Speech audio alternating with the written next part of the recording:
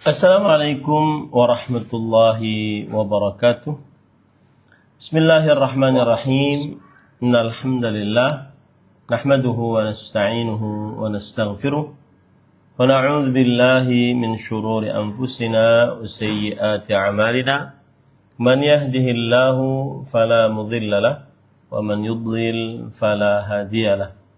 Wa ashhadu an la ilaha illallah wahdahu la syarika lahu wa ashhadu anna Muhammadan abduhu wa rasuluh. Ya ayyuhalladzina amanu taqullaha haqqa tuqatih wa la tamutunna illa wa antum muslimun. Ya ayyuhan nasu taqu rabbakumul ladzi khalaqakum min nafsin wahidah wa khalaqa minha zawjaha wa batha minhuma rijalan katsiran wa nisaa'a واتقوا الله الذي تساءلون به والأرحام إن الله كان عليكم رقيبا يا أيها الذين آمنوا اتقوا الله وقولوا قولا سديدا يصلح لكم أعمالكم ويغفر لكم ذنوبكم ومن يطع الله ورسوله فقد فاز فوزا عظيما أما بعد فإن أصدق الحديث كتاب الله وأحسن الهدي هدي محمد صلى الله عليه وعلى آله وسلم وشر الأمور محدثاتها وكل محدثة بدعة وكل بدعة ضلالة وكل ضلالة في النار. Alhamdulillah, kita bersyukur pada Allah Subhanahu wa taala pada hari ini, hari Selasa malam Rabu 5 Sya'ban 1446 Hijriah, bertepatan dengan 4 Februari 2025. Kita dimudahkan oleh Allah Subhanahu wa taala untuk duduk bersama mengkaji kembali kitab Al-Adhkar wal Adab yang ditulis oleh Fadilat Syekh Dr. Abdul Muhsin bin Muhammad Al-Qasim, Imam dan Khatib Al-Masjid An-Nabawi Asy-Syarif. Salawat dan salam semoga selalu Allah berikan kepada Nabi kita Muhammad sallallahu alaihi wa ala alihi wasallam, pada keluarga beliau, para sahabat, serta orang-orang yang mengikuti beliau sampai hari kiamat kelak. Dengan nama-nama Allah yang husna dan sifat-sifatnya yang ulia, kita berdoa, Allahumma inni as'aluka ilman nafi'an wa rizqan tayyiban wa amalan mutaqabbala. Allahumma amin. Ahibati fillah, afanillah wa iyyakum, kaum muslimin, jamaah Ittiba mengaji yang saya cintai karena Allah. Semoga Allah Subhanahu wa taala selalu memberikan afiat kepada kita di dunia dan di akhirat. Pada kesempatan kali ini kita membahas apa yang disebutkan oleh penulis, sifatun madmumah, sifat-sifat yang tercela. Sifat-sifat yang tercela. Dan sifat-sifat yang tercela ini adalah termasuk daripada akhlak-akhlak yang tercela, ya, termasuk daripada akhlak yang tercela. Kita baca apa yang disebutkan oleh penulis.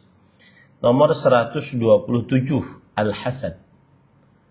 Qala an-nabiy sallallahu alaihi wasallam, la tabaghadu wa la tahasadu wa la tadabaru wa kunu ibadallahi ikhwana. Al-hasad. Nabi Muhammad sallallahu alaihi wasallam bersabda, janganlah kalian saling membenci, janganlah kalian saling hasad, janganlah kalian saling memutuskan, dan jadilah kalian hamba-hamba Allah yang bersaudara. Taib. Apa makna hasad? Hasad secara bahasa maknanya adalah diambil dari kata hasada yahsudu, hasadan. Secara bahasa tamanna an tatahawwala ilaihi ni'matuhu wa fadilatuhu au yuslabahuma, yang artinya seseorang berkeinginan nikmat orang lain berpindah kepadanya, keutamaan yang dimiliki oleh orang lain berpindah kepadanya, atau seseorang berkeinginan nikmat yang ada pada orang lain dicabut dari orang lain tersebut, dicabut dari orang lain tersebut. Taib, sekarang saya ambilkan dari perkataan para ulama rahimahumullahu ta'ala.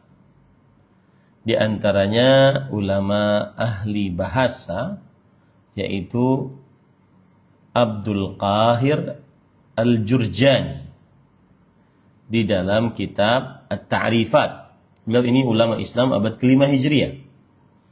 Al-hasad tamanni zawali ni'matil mahsud ilal hasid. Hasad adalah berangan-angan hilangnya nikmat orang yang dihasadi dan diberikan kepada orang yang hasad. Jadi orang lain punya nikmat, kemudian si fulan hasad kepada orang lain tersebut. Caranya si fulan ini menginginkan nikmat yang ada pada orang lain itu berpindah kepada dirinya. Nah, itu namanya hasad. Sebagaimana yang dijelaskan oleh Al-Jurjani rahimahullahu ta'ala, ulama Islam abad ke-5 Hijriah. Kemudian ada ulama Islam abad ke-10 Hijriah, yaitu Imam As-Suyuti rahimahullahu ta'ala. Beliau berkata di dalam kitab Mu'jam Maqalid Al-Ulum fil Hududi war Rusum, al-hasad tamanni khairin yasilu ila ghairihi ma'a zawalihi an. Berangan-angan kebaikan sampai kepada selainnya, disertai hilangnya darinya. Yang artinya seseorang berangan-angan agar nikmat orang lain sampai kepadanya, dan berangan-angan pula nikmat orang lain tersebut hilang dari dirinya, dari orang lain tersebut. Intinya hasad adalah menginginkan kebaikan orang lain hilang dari orang lain, baik itu hilangnya kemudian yang hasad mendapatkannya, atau hilang sama sekali yang hasad pun tidak mendapatkannya. Nah, itu pengertian hasad secara bahasa dan secara istilah syariat. Adapun buruknya hasad berdasarkan Al-Quran, Allah berfirman dalam surat Al-Falaq ayat 4, wa min syarri hasidin idza hasad, dan aku berlindung dari keburukan orang yang hasad jika ia hasad. Nah, ini para ikhwan dirahmati Allah. Ada penjelasan menarik mengapa hasad dimintai perlindungan kepada Allah di akhir, setelah meminta perlindungan kepada Allah dari berbagai macam keburukan. Hasad dimintai perlindungan kepada Allah di akhir. Kan surat Al-Falaq kan begitu. Qul a'udzu birabbil falaq. Katakanlah wahai Muhammad, aku berlindung dengan Rabb yang memiliki waktu falak. min syarri ma khalaq, dari keburukan apa yang telah tercipta. Wa min syarri ghasiqin idza waqab, dan dari waktu malam jika sudah meliputi. Wa min syarri naffatsati fil uqad, dan dari keburukan wanita-wanita peniup pada buhul-buhul, yaitu wanita tukang sihir. Dan kemudian di akhirnya wa min syarri hasidin idza hasad, dari keburukan orang yang hasad jika ia hasad. Kenapa meminta perlindungan dari keburukan orang yang hasad diakhirkan oleh Allah? Nah, ini dijelaskan oleh para ulama. Di antaranya oleh Ar-Razi dalam kitabnya Mafatihul Ghaib. Kama anna syaitan huwa an-nihayah fil ashkhasil madmumah, wa li hadha as-sabab khatama Allahu majami' asy-syurur al-insaniyah bil hasad. Sebagaimana syaitan adalah puncak dari makhluk yang paling buruk, maka begitu pula inilah sebab mengapa Allah menutup keburukan manusia dari hasad, karena hasad adalah puncak keburukan manusia. Kama khatama majami' al-khaba'ith asy-syaitaniyah bil waswasah, sebagaimana Allah menutup sumber keburukan-keburukan syaitan dengan rasa was-was. Nah, begitu juga disebutkan di dalam kitab Al-Kasyaf wal Bayan yang ditulis oleh Ats-Tsa'labi. Al-Husain bin Fadl berkata, "Inna Allah jama'a asy-syurura fi hadhihi al-ayah wa khatamaha bil hasad liyu'lama annahu akhassut tabai'." Allah di dalam surat Al-Falaq mengumpulkan seluruh keburukan dan menutupnya dengan hasad. Ya. Di dalam soal Al-Falaq ini. Kenapa menutup dengan hasad? Agar dipahami bahwa hasad adalah sifat paling buruk. Sifat paling buruk. Nah, itu dia. Kemudian juga hasad adalah kebiasaan dan sifat yang dimiliki oleh ahli kitab. Wadda katsirun min ahli kitab law yaruddunakum min ba'di imanikum kuffaran hasadan min indi anfusihim min ba'di ma tabayyana lahumul haqq. Yang artinya kebanyakan dari ahli kitab menginginkan kalau kalian kembali, ya, menginginkan mengembalikan kalian kepada agama mereka, agama kalian setelah keimanan kalian. Menjadi kembali kufur. Kenapa? Hasadan. Karena hasad dari diri mereka. Imam Ibn Utsaimin mengatakan wal ayatu tadullu ala tahrimil hasad bi anna musyabahatal kuffar bi akhlaqihim muharram. Ayat ini menunjukkan tentang keharaman hasad karena menyerupai orang-orang kafir dengan akhlak mereka adalah haram. Ya, menyerupai orang-orang kafir dengan akhlak mereka adalah haram. Ini para ikhwan yang dirahmati Allah.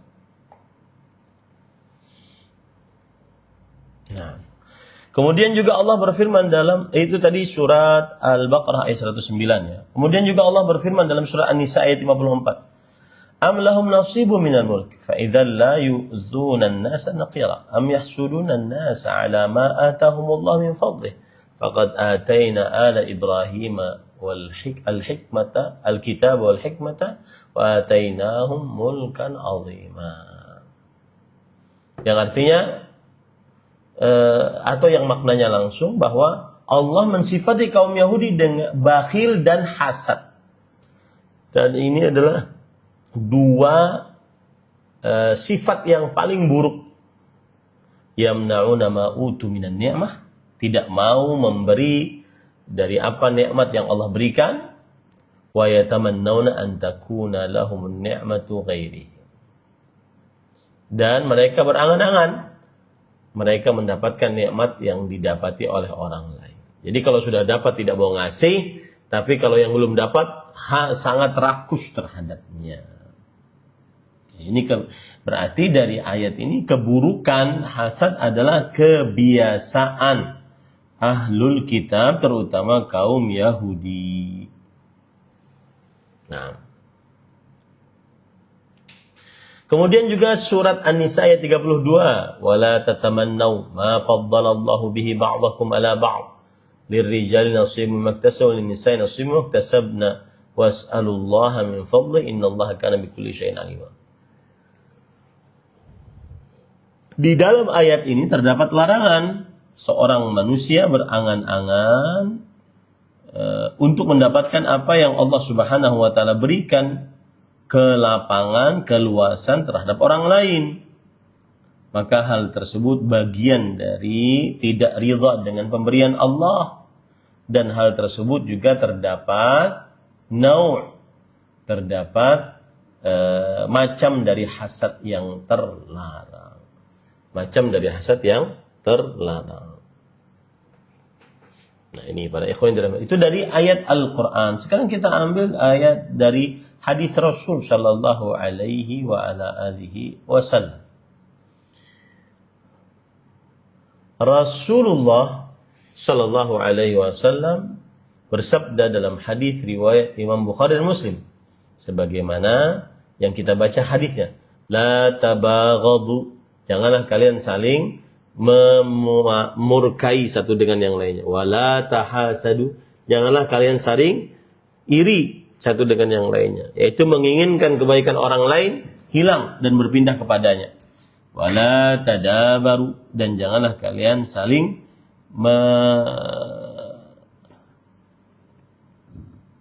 berpaling dari saudaranya.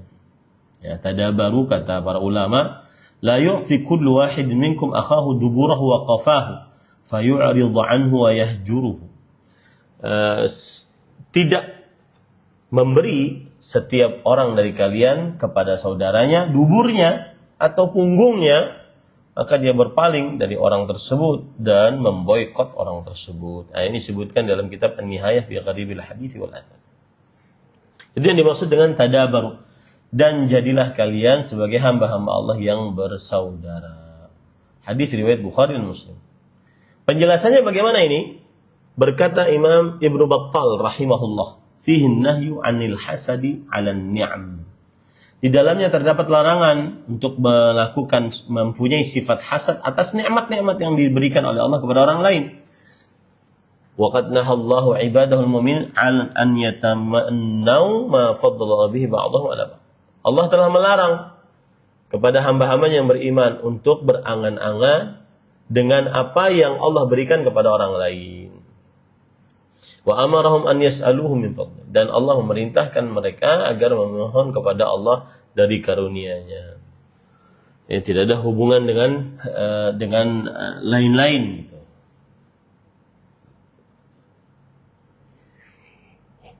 Baik.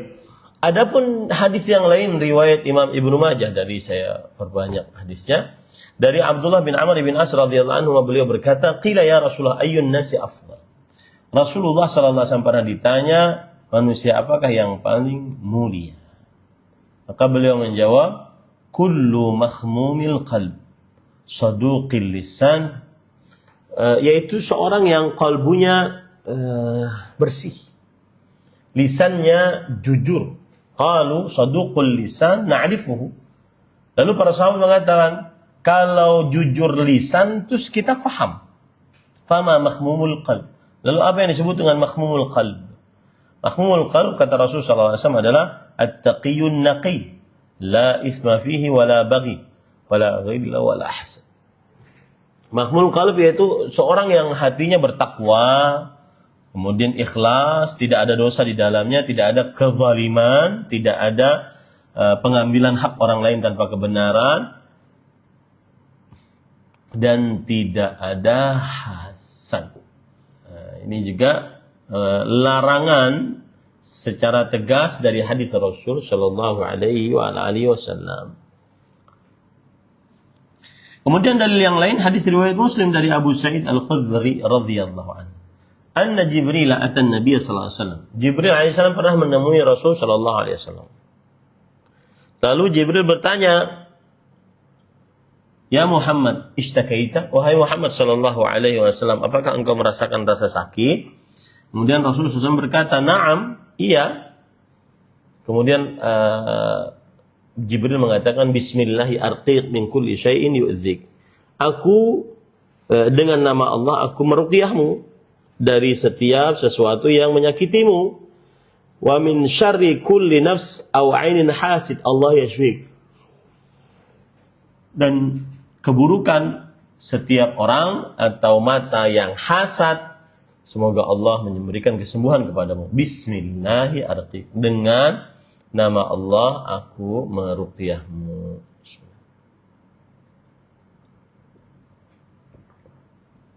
Nah, itu tadi dalil-dalil dari ayat Al-Quran, hadis-hadis Rasul Sallallahu Alaihi Wasallam tentang diharamkannya hasad dan buruknya hasad. Sekarang kita ambil dari perkataan para ulama salafus saleh tentang buruknya hasad ini. Abdullah bin Mas'ud radhiyallahu anhu mengatakan, "Man yu'adi ni'amallah." Siapakah yang memusuhi nikmat Allah? Ini perkataan menarik. Siapa yang memusuhi nikmat Allah Subhanahu wa taala? Kemudian Abdullah bin Mas'ud radhiyallahu anhu berkata, "Alladzina yahsuduna an-nasa ala ma atahumullah min fadlih." Orang-orang hasad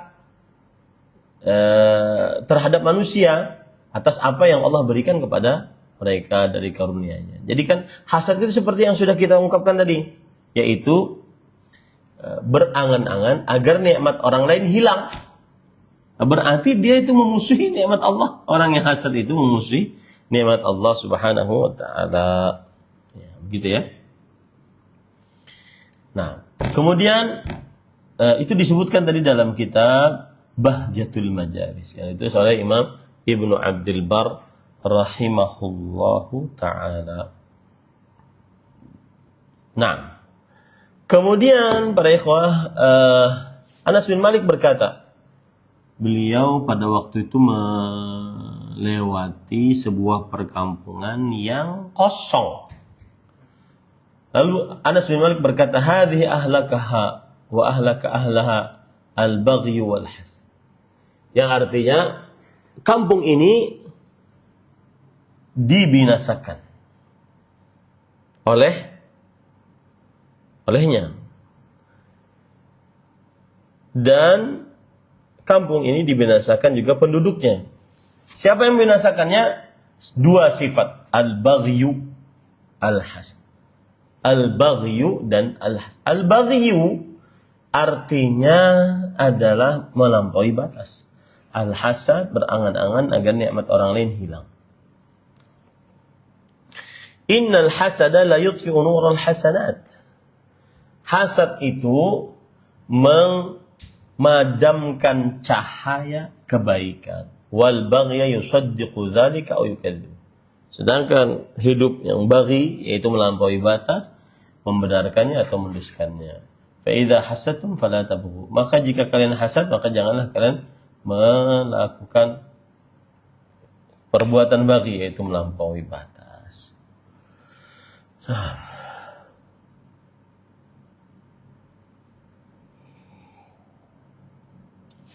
Imam Asy-Sya'bi, Amir bin Syarahil Asy-Sya'bi, al-hasid munghassa bima fi yadi ghairihi.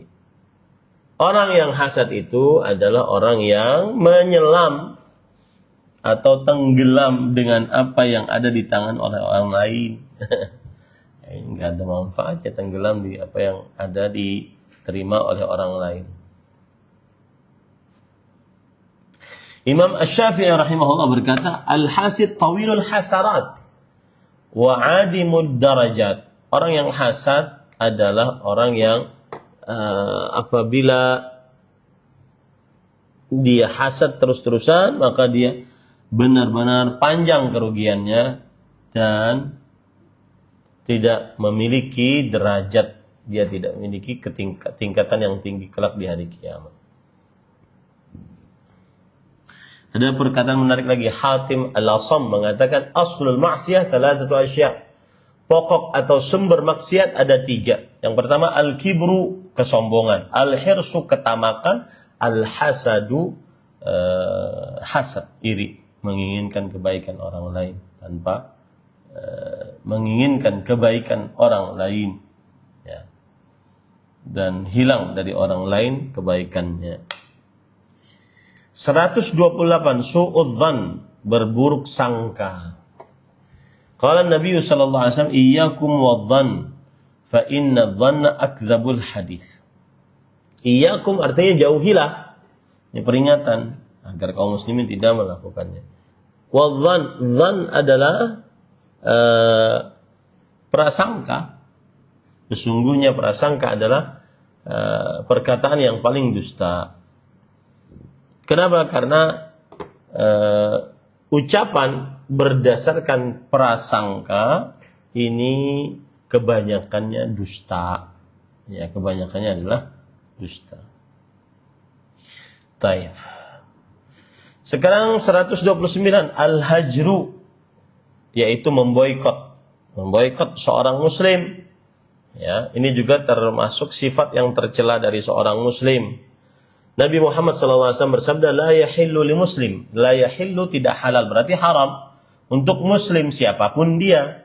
Nanti tidak disebutkan di sini lil muslim, tetapi li muslimin, yaitu untuk setiap muslim. An yahjura, yahjura ya artinya adalah memutuskan hubungan, memutuskan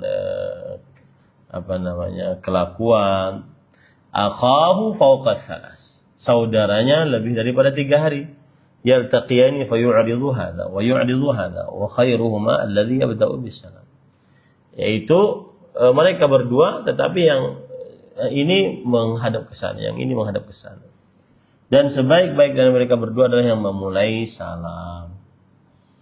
Nah, 130 dzul wajhain, yaitu orang yang mempunyai 2 wajah, munafik ini. Maksudnya di sini adalah orang munafik.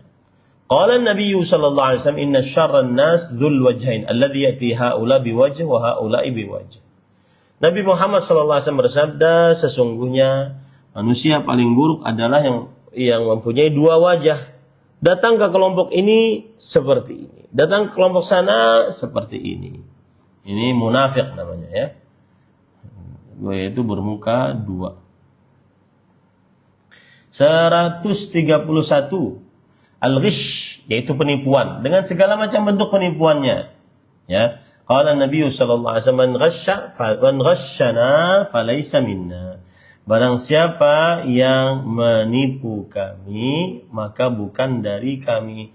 Dan apabila ada perkataan bukan dari kami, maksudnya adalah laisa min ahli sunnatina, bukan orang yang mengikuti ajaran kami, wa laisa min tariqatina, bukan orang yang mengikuti pedoman hidup kami. Nah, dan ini biasanya dipakai oleh Rasulullah SAW untuk menyatakan sebagai dosa besar.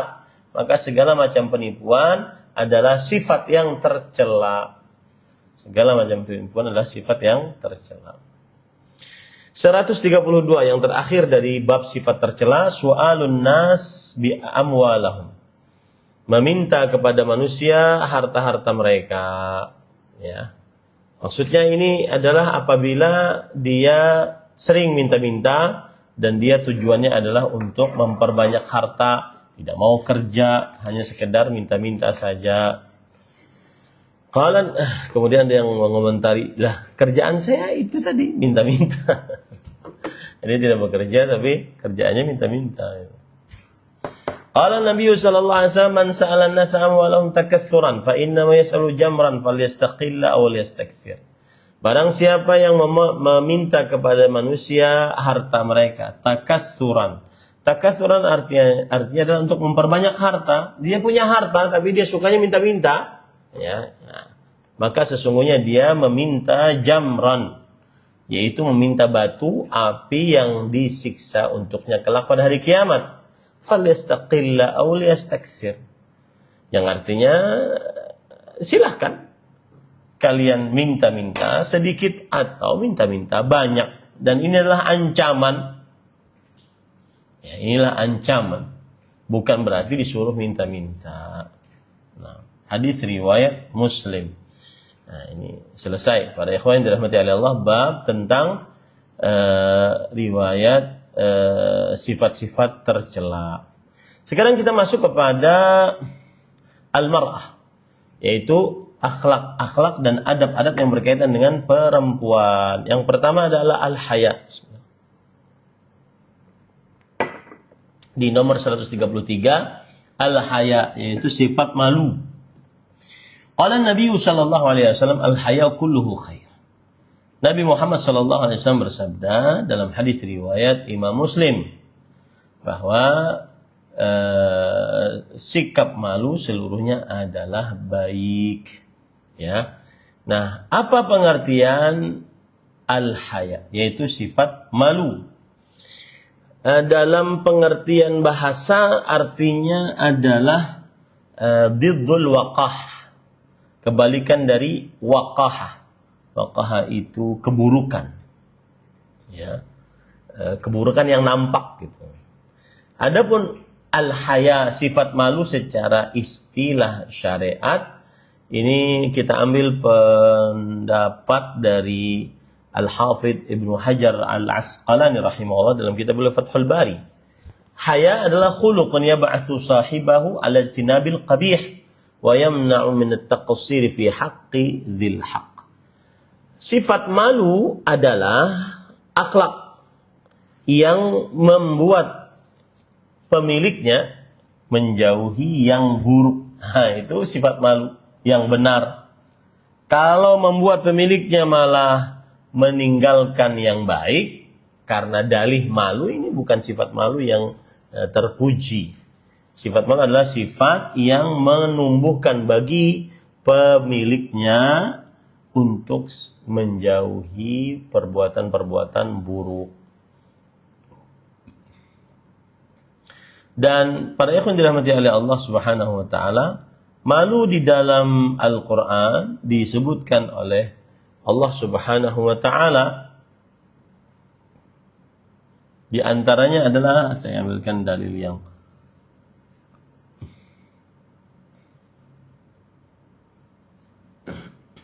agak pendek ya. Ya ayyuhalladzina amanu la tadkhulu buyutan nabi illa an yu'dzan lakum. Wahai orang-orang yang beriman, jangan kalian masuk ke dalam rumah istri-istri Nabi, ya, kecuali diizinkan bagian. Ila ta'amin ghayra nadhirina in. Boleh mengambil makanan dari mereka tanpa melihat kepada bejananya. Walakin idza du'itum fadkhulu fa idza ta'imtum fantashiru. Wala musta'nisina li hadits. Inna dzalikum kana yu'dzin nabi fa yastahi minkum wallahu la yastahi minal haqq. Akan tetapi jika kalian dipanggil, maka masuklah. Dan jika kalian makan, maka bertebaranlah. Habis itu selesai urusan. Ya, dan jangan ngobrol. Sesungguhnya hal itu menyakiti Nabi. Ya, karena Nabi malu kepada kalian untuk mengusir kalian. Makanya malu kepada kalian. Akan tetapi Allah tidak malu dari kebenaran. Surat Al-Ahzab ayat 53. Maksud daripada ayat ini, kata Imam Ibnu Katsir rahimahullah, bahwa masuknya kalian ke dalam rumah tanpa izin, maka itu sangat memberatkan pemilik rumah dan sangat menyakiti pemilik rumah. Akan tetapi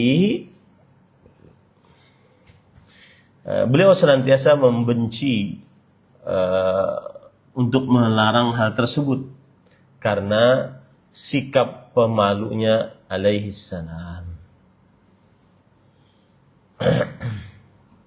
Nah, itu dalil dari Al-Quran tentang terpujinya sifat malu. Sedangkan dalil dari hadis Rasul sallallahu alaihi wasallam, hadis riwayat Imam Bukhari dari Abu Mas'ud Al-Badri radhiyallahu anhu, Nabi Muhammad sallallahu alaihi wasallam bersabda, "Inna mimma adraka an-nas fi kalamin nubuwatil ula, idza lam tastahi fasna ma syi'." Sesungguhnya apa yang didapati oleh manusia dari perkataan-perkataan para nabi yang terdahulu adalah, jika kamu tidak malu, maka bekerjalah apa yang kamu kehendaki. Maka bekerjalah apa yang kamu kehendaki.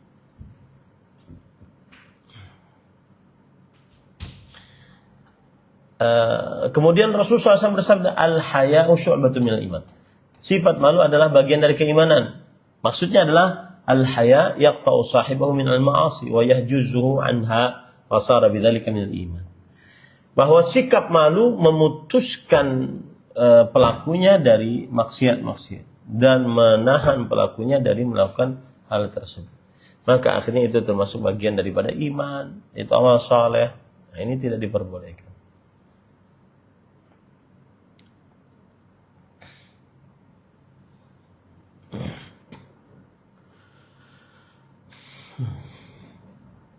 Nah, lanjut kita yang ke-134.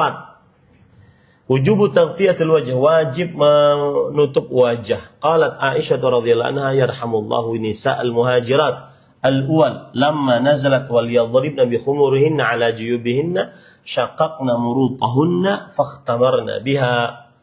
Aisyah bercerita radhiyallahu anha, Allah merahmati wanita-wanita kaum muhajirat yang pertama.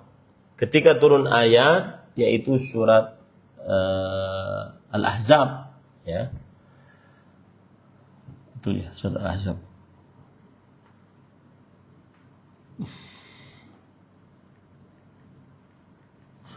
Ya, surat An-Nur ayat 31. Surat An-Nur ayat 31. Ketika turun surat An-Nur ayat 31 yaitu wal yadribna bi khumurihinna. Hendaknya mereka memukul dengan khimar-khimar mereka. Khimar itu adalah sesuatu yang menutupi kepala. Ala juyubihinna, di atas pembuka baju dari arah leher mereka. Sekarang kan banyak tuh yang kayak begini, gitu ya. Nah, itu maksudnya hendaknya para wanita menutupi di atas khimar-khimar mereka sesuatu yang terbuka untuk masuk ke dalam sesuatu yang terbuka untuk masuk ke dalam apa tadi, ke dalam kepala. Jadi ini namanya jaib, ala juyubihin, di atas jaib mereka. Ini namanya jaib. Nah, jilbab hendaknya ditutup di sini.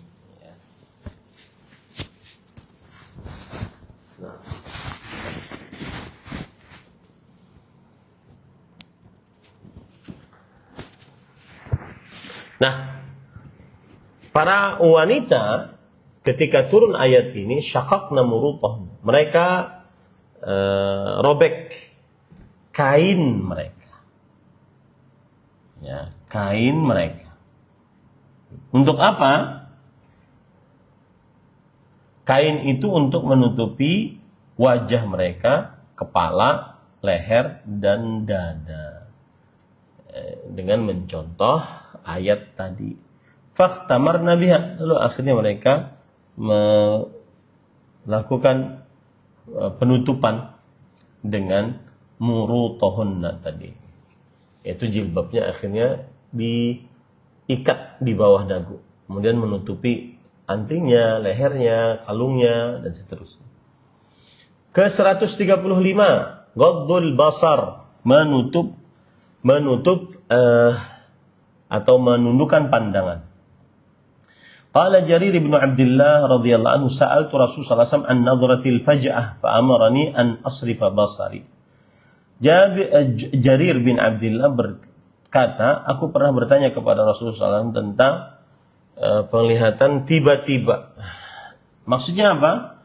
Pandangannya kepada wanita yang bukan mahramnya tanpa maksud, gitu ya. Tanpa maksud. Maka Rasulullah SAW memerintahkan aku untuk memalingkan pandanganku. Nah, ini menunjukkan adab, akhlak yang berkaitan dengan seorang wanita muslimah, yaitu seorang muslim hendaknya dia menundukkan pandangan. Nah, ke-136. 136, haqquz zauj ala zaujatih. Hak suami atas istrinya. Ya. Qala Nabi sallallahu alaihi wasallam, "Lau kuntu amiran ahadan an yasjuda li ahadin ala amartul mar'ah an tasjuda li zawjiha. Kalau aku memerintahkan seseorang untuk sujud kepada orang lain, maka niscaya aku akan perintahkan perempuan untuk sujud kepada suaminya. Hadis riwayat At-Tirmidzi. Hadisnya sahih. Ini menunjukkan hak yang besar yang dimiliki oleh suami atas istrinya. Nah, ke 137 tahrimud dukhul 'alan nisa. Keharaman masuk ke tempat khusus perempuan. Laki-laki jangan masuk ke tempat khusus perempuan. Qala Nabi sallallahu alaihi wasallam, Nabi Muhammad SAW bersabda, "Iyyakum ad-dukhul 'alan nisa." Jauhi oleh kalian masuk ke tempat perempuan. Yaitu bercampur, ya. Faqala rajulun min al-ansar, "Ya Rasulullah, afara'aita al-ham?" Qalu al-hamu al-maut. Lalu ada seorang lelaki dari kaum Ansar berkata, "Wahai Rasulullah, apa pendapatmu al-hamu?" Al-hamu adalah saudara suami, ya, atau juga keponakan suami dan seterusnya. Lalu Rasulullah sallallahu alaihi wasallam menjawab, "Al-hamu al-maut." Ya, saudara atau kerabat suami adalah kematian. 138 dulu ya. Jadi tadi 137 tidak boleh masuk ke tempat-tempat perempuan secara khusus ya. 138 tahrimu musafahatin nisa ghairil maharim. Keharaman berjabat tangan ya, berjabat tangan dengan para perempuan selain mahram. Nabi Muhammad SAW bersabda dalam hadis riwayat Imam Ahmad, "Inni la usafihun nisa." Aku tidak berjabat tangan dengan perempuan. Artinya walau dengan penutup atau tidak dengan penutup, beliau tidak berjabat tangan dengan perempuan. Kemudian yang kedua, hadis riwayat Bukhari Muslim, "Wallahi ma masat yadu Rasul sallallahu alaihi wasallam yada imra'atin qat." Aisyah radhiyallahu anha bercerita, demi Allah, tangan Rasulullah SAW tidak pernah menyentuh tangan perempuan lainnya selain istri-istrinya sama sekali. Nah, ini termasuk daripada hal yang patut menjadi challenge kita ya. Kemudian 139 al-khalwatu bil mar'ah wa safaruha bila mahram. Berdua-duaan dengan perempuan dan bersafarnya perempuan tanpa mahram. Nah, ini diharamkan dua-duanya. Dalilnya Nabi Muhammad SAW bersabda, qala Nabi SAW, "La yakhluwanna rajulun bimra'ah wa la tusafiranna imra'atun illa wa ma'a mahram." Jangan sekali-kali seorang lelaki berdua-duaan dengan seorang perempuan. Kenapa? Karena pihak tiganya syaitan. Itu pasti. Ya, jangan ngaku kuat. Dan jangan sekali-kali seorang wanita bersafar kecuali bersamanya mahramnya. Apabila ini dilanggar berarti dia melanggar sesuatu yang diharamkan. Berarti dia melakukan keharaman dan berdosa dan diancam dengan siksa di akhirat. Ya. Kemudian hadis yang kedua, qala Nabi sallallahu alaihi wasallam, "La yakhluwanna rajulun bimra'ah la tahillu lah, fa inna syaitana thalithuhuma." Jangan sekali-kali seorang laki berdua-duaan dengan seorang perempuan yang tidak halal untuknya, maka sesungguhnya syaitan adalah pihak ketiganya. Hadis riwayat Imam An-Nasa'i. Ini semua adalah akhlak yang berkaitan dengan para perempuan. Sekarang bab yang selanjutnya yaitu liqa Allah. Bab yang ke-140, bertemu dengan Allah. Artinya pada ikhwan yang dirahmati oleh Allah Subhanahu wa taala, salah satu hal yang berkaitan dengan adab dan akhlak seorang muslim adalah ingin bertemu dengan Allah Subhanahu wa taala. Qala Nabi sallallahu alaihi wasallam, "Man ahabba liqa Allah ahabba Allahu liqa'ah, wa man kariha liqa Allah kariha Allahu liqa'ah." Barang siapa yang ingin bertemu dengan Allah, maka Allah Subhanahu wa taala juga ingin bertemu dengan hamba tersebut. Dan barang siapa yang membenci bertemu dengan Allah, maka Allah pun membenci bertemu dengannya. Para ikhwan yang dirahmati oleh Allah Subhanahu wa taala, apa maksud dari ayat ini atau dari hadis ini? Ya. Maksud dari hadis ini apa? Aisyah radhiyallahu anha pernah berkata, "Awa ba'du azwajihi radhiyallahu anhunna inna lanakrahul maut." Berkata Aisyah, "Wahai Aisyah, Wahai Rasulullah, kami sangat membenci kematian. Ya. Maka Rasulullah SAW bersabda, "Laisa dzak." Bukan itu yang dimaksud. Walakinnal mu'min idza hadarahul maut busyira biridwanillah wa karamatih. Tetapi orang beriman kalau datang kematian padanya diberikan kabar gembira dengan ridha Allah dan keramatnya. Falaisa syai'un ahabba ilaihi mimma amamahu. Maka tidak ada sesuatu yang paling dicintai orang yang mau meninggal kecuali apa yang ada di hadapannya, yaitu bertemu dengan Allah Subhanahu wa taala. Fa ahabba liqa Allah, maka dia pun mencintai pertemuan dengan Allah. Wa ahabba Allahu liqa'ah, dan Allah pun mencintai pertemuan dengannya. Wa innal kafira idza hudira busyira bi'adzabillah wa 'uqubatih. Adapun orang kafir jika dihadirkan, maka dia akan diberikan kabar gembira dengan siksa dari Allah dan hukuman. Falaisa syai'un akraha ilaihi mimma amamah. Tidak ada sesuatu yang paling dia benci kecuali apa yang ada di depannya. Kariha liqa Allah wa kariha Allahu liqa'ah. Siapa yang membenci bertemu dengan Allah, maka Allah pun membenci bertemu dengannya. Nah, alhamdulillah para ikhwan yang dirahmati oleh Allah Subhanahu wa taala, selesai pembacaan kitab Matnul Adhkar wal Adab yang merupakan al-mustawa at-tamhidi, yaitu jenjang pendahuluan untuk mempelajari matan-matan penuntut ilmu. Selesai, nggak tahu itu berapa tahun kita ini. Mas Faisal ada yang ingat nggak? Atau Pak Ari atau Pak siapa, Dodi atau Pak Nugroho, berapa lama kita mempelajari matan ini?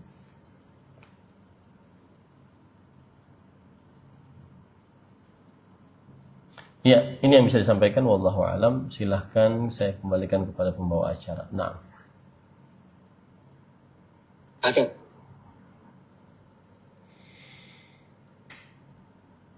Tidak terdengar suaranya. Apa Ustaz tadi sinyal berita kurang bagus. Ya, pada saat ini kita masih cukup waktu untuk sesi tanya jawab. Dan kebetulan sudah ada yang raise hand pada Ibu atau Usti Aisyah, dipersilakan. Bismillah, Assalamualaikum warahmatullahi wabarakatuh. Waalaikumsalam.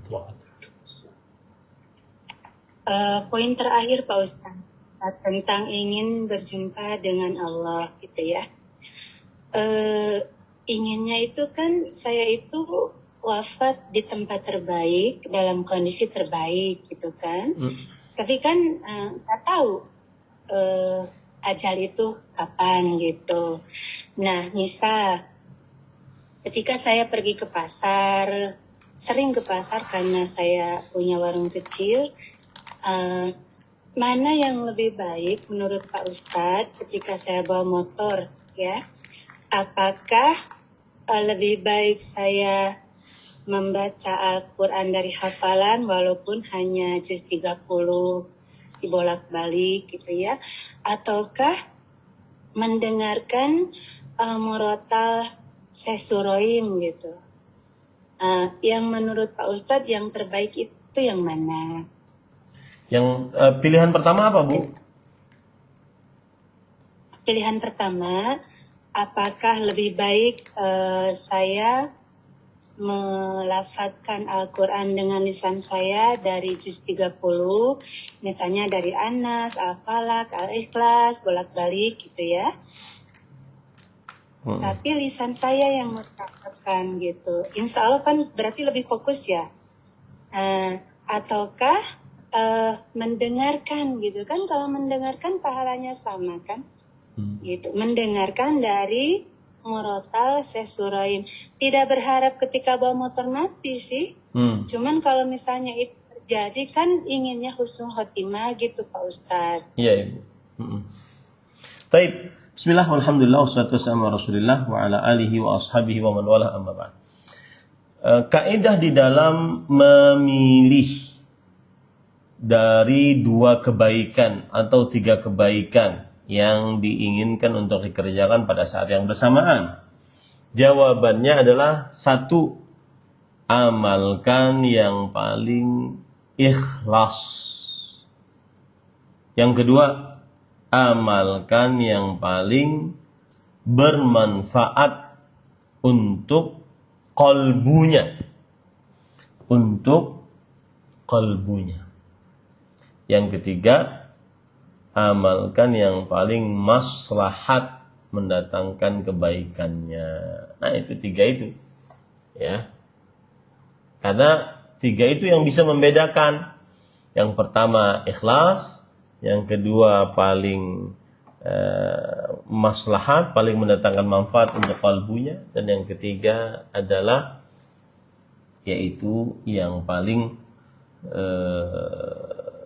seseorang mengerjakannya dengan penuh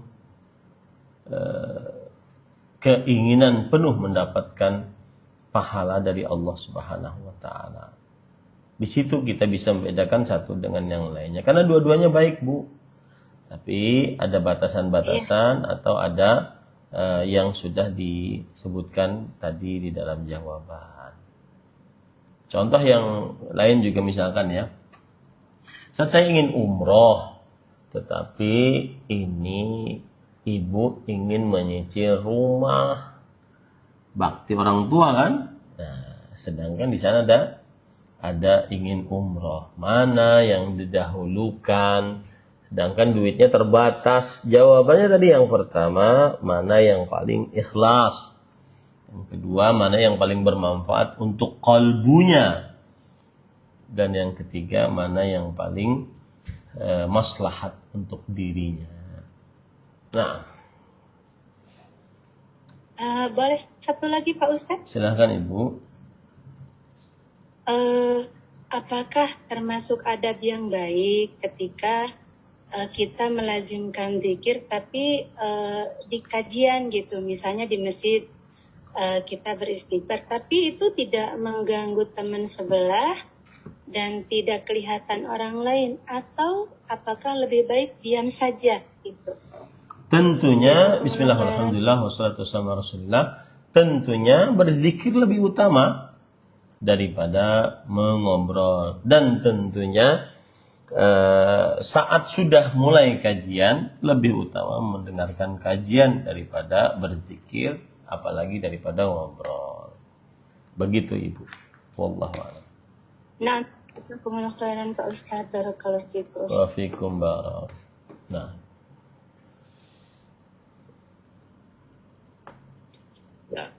Ya. Ada jamaah yang paling jauh dari tempat kita di London, saudari raise hand. Silakan kepada Ibu atau Ukti. Ini di sininya berarti mengaji tapi berbeda nama. Silakan Ibu atau Ukti dari London.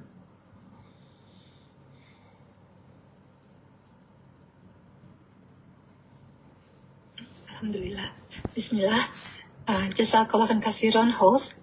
Assalamualaikum warahmatullahi wabarakatuh Ustaz. Waalaikumsalam warahmatullahi wabarakatuh. Semoga Ustaz senantiasa dalam keadaan sehat. Jazakallahu khairan atas ilmunya malam hari ini. Masya Allah sangat bermanfaat. Semoga menjadi amal jariah dan berpahala jariah yang banyak untuk Ustaz dan seluruh keluarga. Amin ya Rabbal Alamin. Ustaz, Ahwan izin bertanya tentang 2 hal. Agak mirip dengan yang bertanya tadi sebelumnya. Memilih mana yang lebih baik. Yang pertama, kami mempunyai tetangga. Tetangga ini sering sekali meminta sesuatu, ya hanya yang kecil-kecil, misalnya memasak, minta bawang putih dua bulatan itu Ustaz. Kadang-kadang minta tomat 2 bulatan, kadang-kadang mau makan minta nasi begitu. Apa sajalah pokoknya gitu. Kadang-kadang minta jahe atau apa sajalah gitu. Kadang-kadang datang ke rumah sudah membawa gelas dengan teh tapi tidak punya susu. Jadi saya minta susu dong gitu, semacam itu. Nah, kami ingin bernasehat bahwa sebenarnya meminta-minta itu tidak baik. Tapi kalau kami bernasehat, nanti tetangga kami berhenti minta-minta kepada kami nggak bisa berbuat baik, Ustaz. Jadi kami bingung bernasehatnya gimana ya, apakah bernasehat atau tidak gitu. Itu yang pertama. Lalu yang kedua, kalau kami hendak berbuat baik begitu Ustaz, kan dalam Al-Quran dianjurkan kita untuk berlomba-lomba dalam kebaikan. Nah itu kalau misalnya kita bisa melakukan kebaikan, semuanya dilakukan oleh diri kita sendiri, itu lebih afdol kita lakukan diri sendiri atau kita menawarkan orang lain, yuk kita kerjakan sama-sama. Itu mana yang lebih baik Ustaz? Saya kalau bersama-sama nanti kebagian juga orang lain pahalanya. Tapi kalau kami bisa lakukan semuanya sendiri kan pahalanya lebih banyak. Itu pikiran kami sih. Mohon nasihatnya Ustaz. Jazakallahu khairan. Wa jazakumullahu khairan atas pertanyaannya Ibu. Bismillah, walhamdulillah, wassalatu wassalamu ala Rasulillah. Jawaban atas pertanyaan yang pertama adalah jika seorang muslim meminta-minta kepada kita dan ia tetangga kita dan meminta-mintanya selalu atau terlalu sering, maka antara dua sikapnya. Yang pertama, bersabar dengan kelakuan saudara muslim lainnya, terutama hal itu tetangga. Bersabar. Dan frekuensi dia minta-minta dengan frekuensi dia tidak minta-minta, lebih banyak yang tidak minta-mintanya. Maka bersabarlah. Apalagi disebutkan di situ makanan yang kebanyakan. Maka Rasulullah SAW bersabda, ahabbul a'mali ilallah sururun yudkhilu ala qalbi muslim. Amalan paling dicintai oleh Allah adalah masukkan kegembiraan ke dalam hati seorang muslim. Salah satunya tatruda anhu ju'an, menghilangkan lapar dan mungkin bisa dinyatakan dahaga dari orang muslim tersebut. Maka saya menasihati opsi yang pertama adalah bersabar dengan kelakuan yang sering minta-minta tersebut. Kemudian opsi yang kedua, memberi nasihat, terutama apabila kita mengetahui bahwa yang minta-minta tersebut takatsuran. Takatsuran ini artinya adalah memperbanyak harta. Ya, dia sebenarnya bisa beli Ustaz tomat, bisa beli kecap, bisa beli teh, bisa aja beli. Tapi dia kok suka minta-minta. Maka pada saat itu dia dinasehati. Nah, cara menasehati di sini teknis, ya, agar orang yang meminta-minta tersebut tidak sakit hati. Maka teknisnya dicari dengan cara yang paling lembut. Ya, misalkan diantaranya kita safar bersama, kemudian nanti dinasihati dengan pengajian yang disetel di mobil misalkan tentang berkaitan dengan meminta-minta kepada orang lain. Nah, itu yang pertama ya. Yang kedua adalah seseorang dia mana yang pertanyaan kedua gimana tadi Bu? Saya lupa.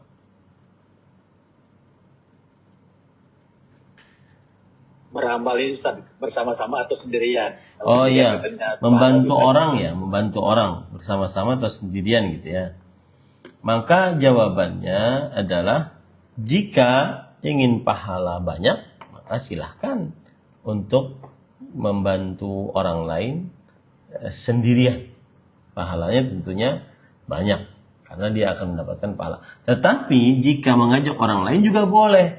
Artinya kita berbagi pahala dengan orang tersebut tanpa mengurangi pahala ibu yang mengerjakan menolong orang lain tadi. Gitu. Dan ini termasuk daripada ayat Al-Qur'an, wa ta'awanu 'alal birri wat taqwa. Tolong menolonglah kalian di atas kebaikan dan ketakwaan. Dan juga termasuk daripada hadis Rasul sallallahu alaihi wasallam ketika ada orang dari Bani Mudhar datang menemui beliau dan kemudian mereka ini cuma pakai kain yang menutupi tubuh mereka. Tidak ada sarung, nggak ada baju, ya, kain saja. Jadi ada semacam kain itu terbuka di tengahnya kemudian mereka pakai itu. Tapi mereka ingin berjihad. Maka Rasulullah SAW merasa sedih dengan melihat itu. Kemudian beliau menyebutkan beberapa ayat, kemudian beliau memerintahkan para sahabat untuk bersedekah. Nah, akhirnya ini termasuk daripada amal saleh. Ya, artinya mengajak orang untuk membantu orang lain itu juga baik.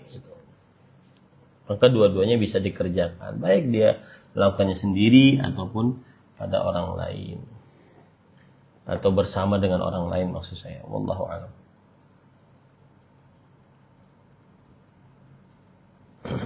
Nah, silakan. Syukur Ustaz. Kita lanjutkan dengan yang raise hand lagi.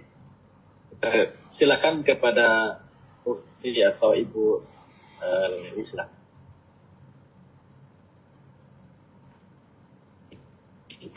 Bismillah, jazakallah khairan kepada host dan juga Ustadz. Izin bertanya Ustadz, saya ini kan baru-baru aja hijrah Ustadz, sekitar 2 tahun. Dan sebelumnya itu saya tuh jadi sedekah untuk snack dan minuman untuk jamaah di masjid Ustadz. Itu tetapi ada kegiatan kebid'ahan Ustadz, seperti pembacaan surat Yasin gitu Ustadz. Setelah itu ada pembahasan tentang fikih Tarbiyatun Najah Ustadz. Sebelumnya saya sih berpikirnya kan ini kegiatan masjid, saya sokong gitu ya Ustadz. Tapi ketika saya kajian gitu, saya diingatkan kalau kita kayak menyokong kegiatan seperti itu dan ada kebid'ahan itu, kita turut serta untuk kebid'ahan itu. Itu bagaimana Ustadz? Untuk sementara jadi karena saya takut, jadi saya hentikan Ustadz. Cuman saya kadang-kadang gini, ini tindakan saya benar atau salah. Terus yang kedua Ustadz izin, kalau kita masih mengambil ilmu dari Ustadz yang masih melakukan kebid'ahan seperti tahlilan dan lain-lain, tapi beliau tuh memang ahli sepengetahuan saya, beliau tuh ahli di bidang tertentu tafsir. Itu bagaimana hukumnya Ustaz? Jazakallah khairan. Bismillah, walhamdulillah, wassalatu wassalamu ala rasulillah. Yang pertama adalah seseorang membantu orang lain untuk melakukan perbuatan bid'ah. Jawabannya tidak boleh membantu orang lain untuk melakukan perbuatan bid'ah. Tidak boleh menyediakan tempat untuk orang lain melakukan perbuatan bid'ah. Man awa muhditsan fa alaihi la'natullah wal malaikatu wan nas ajma'in. Barang siapa yang menyediakan tempat untuk orang yang berbuat bid'ah, maka Allah melaknatnya, malaikat melaknatnya, kemudian orang manusia juga melaknatnya. Ini tidak boleh. Dan Allah berfirman, wa ta'awanu 'alal birri wat taqwa wa la ta'awanu 'alal itsmi wal 'udwan. Tolong menolong kalian dalam kebaikan dan ketakwaan, dan janganlah kalian tolong menolong dalam dosa dan permusuhan. Tidak boleh menolong orang lain untuk melakukan dosa dan juga permusuhan. Termasuk dosa adalah perbuatan bid'ah, karena dia diharamkan dalam agama Islam. Maka apabila ada kegiatan-kegiatan yang dia bid'ah, tidak boleh kita membiayainya atau memberikan sedekah padanya. Nah, itu termasuk daripada tolong menolong dalam keburukan dan dosa. Nah,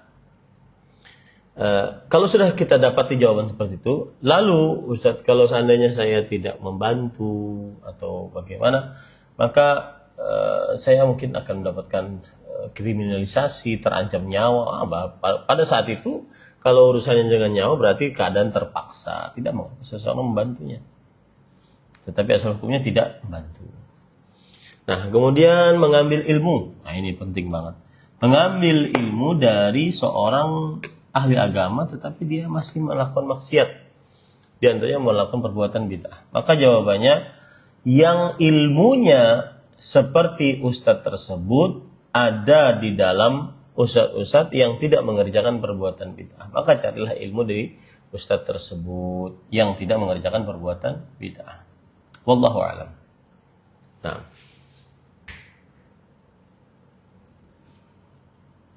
Syukur Ustaz.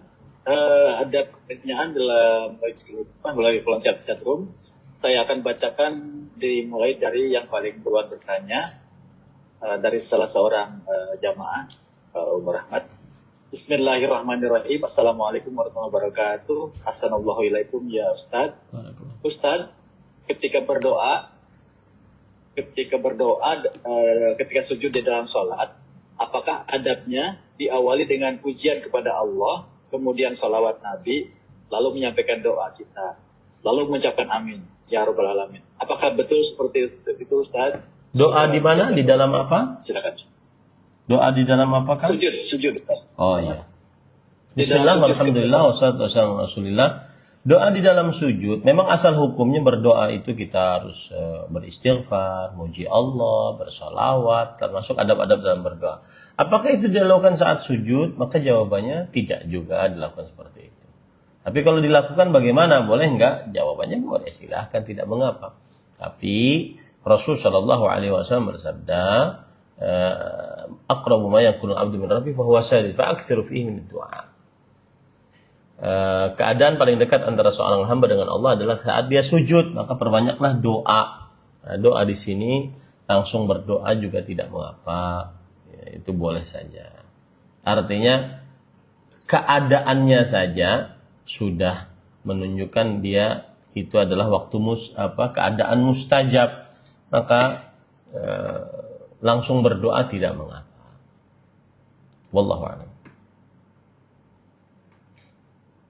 Syukur Ustaz. Kita lanjutkan dengan pertanyaan dari kolom chatroom. Ada pertanyaan dari Kak Eka Syakir. Saya bacakan. Nah. Bismillah. Assalamualaikum ya Ustaz. Izin bertanya, jika kami kesulitan membersihkan hati dari hasad atau prasangka atau sifat buruk lainnya, akan tetapi kami berusaha untuk memperbaiki akidah kami, apakah masih dimungkinkan? Kami berharap sifat hasad dan sifat buruk kami dihilangkan sebelum masuk surga. Silakan Ustaz. Bismillah, alhamdulillah. Sebenarnya kalau dia belajar akidah, sifat hasadnya di dunia hilang. Kalau belajar akidah, sifat hasadnya di dunia hilang. Kenapa? Karena dia belajar al-iman bil qadar khairi wasyarr. Beriman kepada takdir baik dan buruknya. Ya lam annama asabaka lam yakun yukhtiq wa ma akhtaka lam yakun yusibak. Ketahuilah apa yang menimpamu karena memang sudah takdirmu tidak akan meleset darimu, dan apa yang belum menimpamu karena memang belum takdirmu tidak akan pernah terkena padamu. Nah, itu ya, tidak mengapa yang seperti itu ya. Jadi orang yang belajar tauhid semestinya dia dijauhkan dari sifat hasad. Orang yang hasad hanya orang yang lemah tauhidnya. Ya, wallahu a'lam. Nah. Syukur Ustaz. Ada pertanyaan masih di kolom chatroom, tapi mungkin pertanyaannya agak susah kita cerna. Tapi saya bacakan Ustaz. Bismillah, izin bertanya Ustaz. Bagaimana agar bisa mandiri dengan mudah Ustaz?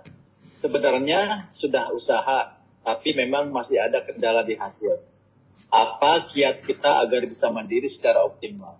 Barakallahu fikum. Bismillah, alhamdulillah, wassalatu. Mungkin agak susah juga. Bismillah, alhamdulillah, wassalatu wassalamu ala Rasulillah wa ala alihi washabihi wa wala amma ba'd. Kang Dedi tugasnya baca pertanyaan aja, tidak komentar pertanyaan. Taib. Jawabannya adalah apabila seseorang ingin mandiri, kemudian usahanya belum, maka begini. Urusan rezeki itu sudah ditakdirkan oleh Allah 50.000 tahun sebelum penciptaan langit dan bumi. Tugas kita adalah berusaha dengan yang halal.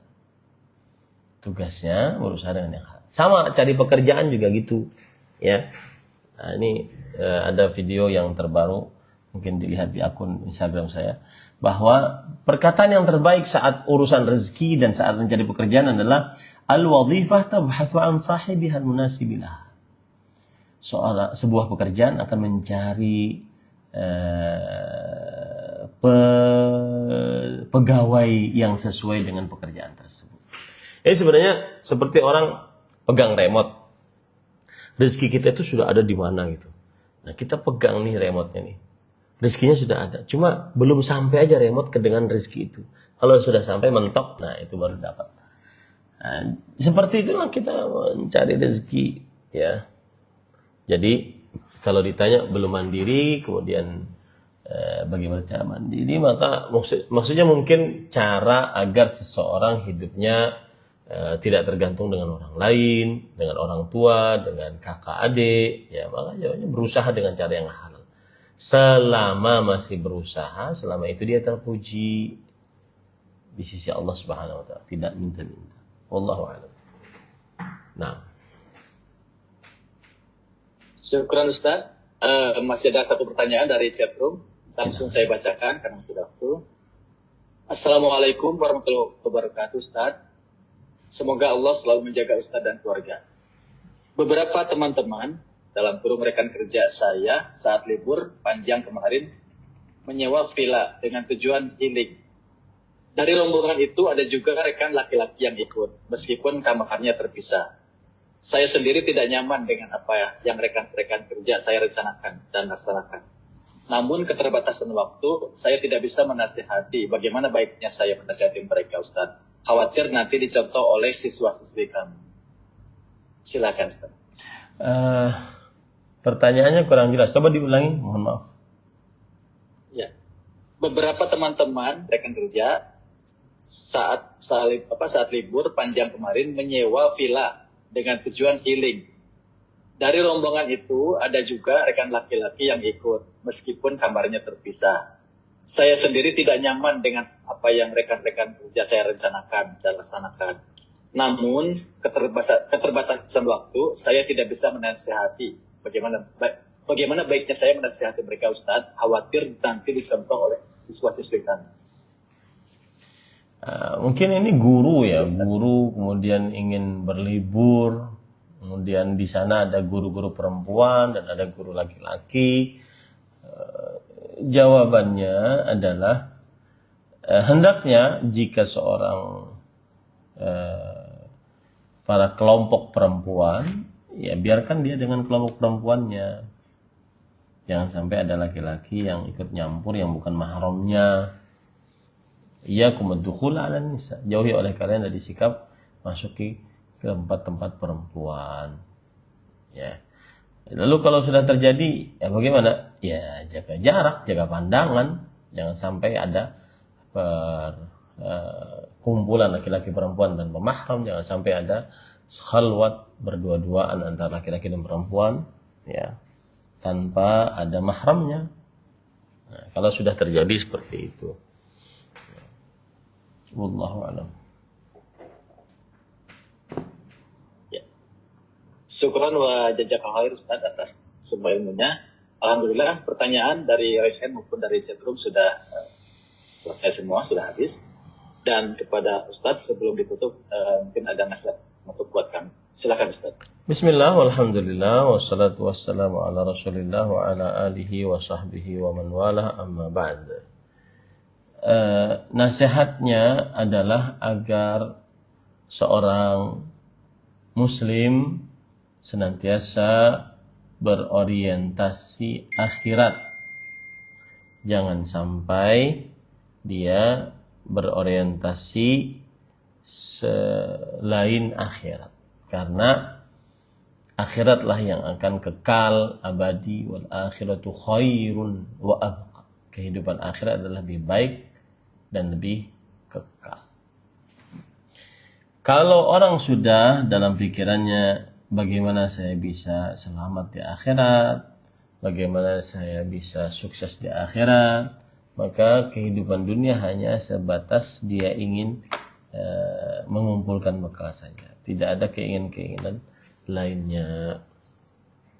Allah berfirman dalam Al-Quran, زين للناس حب الشهوات من النساء والبنين والقناطير المقنطرة من الذهب والفضة والخيل المسومة والأنعام والحرث ذلك متاع الحياة الدنيا والله عنده حسن المآب. Diindahkan kepada manusia kecintaan terhadap hal-hal yang disukai, baik itu berupa perempuan, anak,